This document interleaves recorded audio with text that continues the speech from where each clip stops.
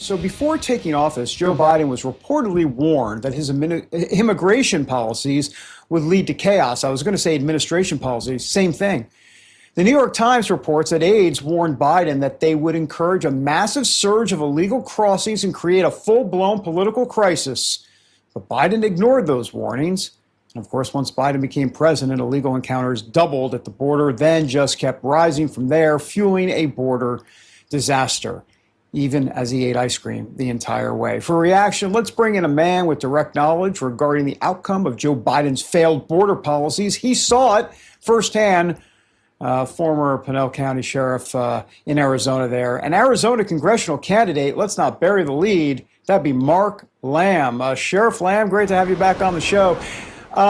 Look, clearly the Biden regime caved to the left on this, but a lot of this is political miscalculation, but how much of it also was just downright, how do you say it, just a problem, nefarious, knowing that more illegals in the country will be better for Democrats in the long term as it relates to the census and reshaping the congressional map? Yeah, David, I think more than a miscalculation, it was malicious is the proper word. I think that they purposely did what they did. They were warned, as we're seeing now in this story, by their aides that they said this would be a major problem. It would not only be a problem for the country, but it would be a political problem. They ignored it and they pushed forward with their agenda nonetheless. And now we're seeing, as time goes on, just exactly what that agenda was. You know, this was for voting. This was for congressional districts. There's so much involved with this, but absolutely, I think that malicious would be the proper term. I think they just absolutely turned their back on the American people in the last 4 years. And, you know, I came on this show many times. I've been a very vocal opponent of their policies and how destructive they were for America. U.S. forces have seized a large oil tanker off the coast of Venezuela. President Trump called it the largest ever taken in such an operation. Now, the ship was sanctioned for carrying illegal Venezuelan and Iranian crude and was taken in a Coast Guard-led action as tensions with Caracas have escalated. Venezuela called the move international piracy, while Washington says the seizure targets sanction evaders. Sheriff, if you were in Congress today, how would you respond to this? Look, I'm with President Trump on this. I think that the moves that he's making to protect our borders, to protect our economy, to stop actions from countries like Venezuela who would harm us, whether it's with drugs or crude oil that is violating sanctions. And look, I think a lot of people overlook the amount of intel that goes in to bombing of those drug boats or taking of a tanker like this. There's an extreme amount of intel that goes in, and they know who the people are involved, the characters involved, the criminals involved in these operations. So these are not actions taken lightly. I would have to strongly believe that President Trump knows that there's a political piece to this, but he does what's right anyway. So I completely support him on these decisions.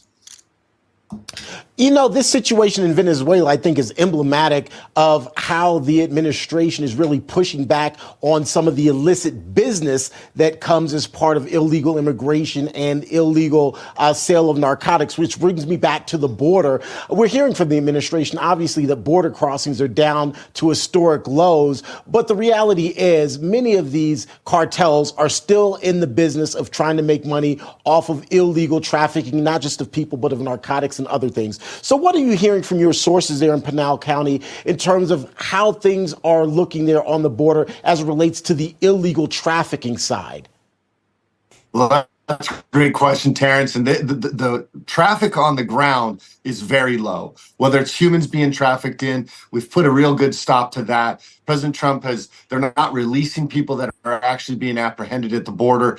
We're not seeing them come on the highways like we were. I used to be able to go out with my guys and we'd pull over vehicles on the highway, and it was not uncommon for us to get 3, 4, 5 human load vehicles in a morning. And also what we're seeing are much larger drug loads coming into the country, which means that they're not as able to spread them as thin as they were. Now they're having to put them in bigger loads and try to bring them across. So we're seeing them shifting back to those old tactics that they had under the first administration. And the traffic has really crawled to nearly a stop in that sense. Drugs are going to still keep coming in. We got to do the best we can to stop it. And that's what I like about this administration and their efforts to do so. Absolutely. There's like mayhem everywhere. Let me bring you your attention to this story, this 7-Eleven flash mob robbery in Los Angeles. Several people taking items from the store. How do you handle situations like this? Because we're just seeing that type of stuff crop up all over. Here's the video. You can see it there. Just flash mobs walking into stores, just doing their thing. Unbelievable. It's been happening for a while. It's been happening for a while, but until judges start holding people accountable, if you were to arrest one of these kids right here, one of these people involved with it, I don't know if they're kids, but any one of them, my guess is that the judge would release them immediately. And they'd be back out on the streets to commit more crimes. We're seeing that all across this country, especially in communities that are being run by the left and the Democrats.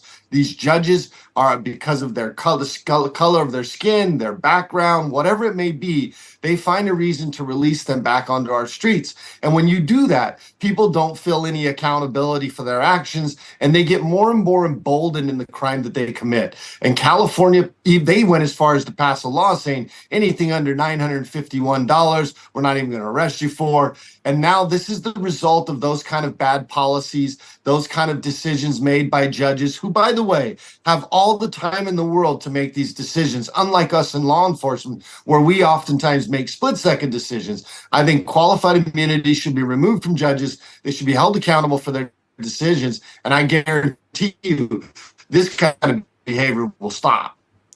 Absolutely. Sheriff Mark Lamb, great to have you. You are an American patriot, and also in a nod to ZZ Top, you are a sharp-dressed man. We appreciate you.